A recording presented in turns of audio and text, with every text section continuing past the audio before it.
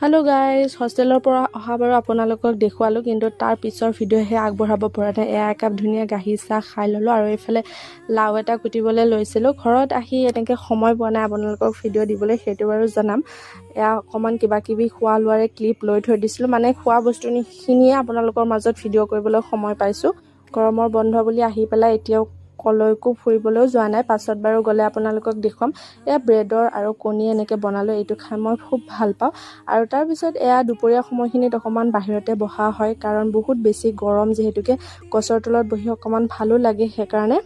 তাৰপিছত গা পা ধুই ধুনীয়াকৈ ভাত খাই পেলাই এয়া বাহিৰৰ ফালে অকণমান আপোনালোকক দেখুৱাইছোঁ। এয়া আবেলি সময়ত মই যাবলৈ ওলাইছোঁ জেঠীমাহঁতৰ ঘৰলৈ।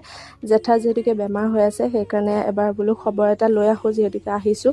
এয়া জিউমা বাৰ লগত ফটো উঠি আছে, মাহীহঁতৰ বাও আহিছে তাইক ভিডিঅ' কৰাৰ কাৰণে। তাইক খং উঠিছে ৰ'ব এয়া। চ' আমি তিনিওজনীয়ে আহিলোঁ জেঠীমাহঁতৰ ঘৰত, অকণমান সময় থাকিলোঁ। এয়া দুগুৱে মিউজিক বজাই আছে, তাৰপিছত তাতে আমি অকণমান সময় থাকি ঘৰলৈ গুচি আহিলোঁ। বাকী আজিৰ ভ্লগটো ইমানখিনি আছিলে, বাই।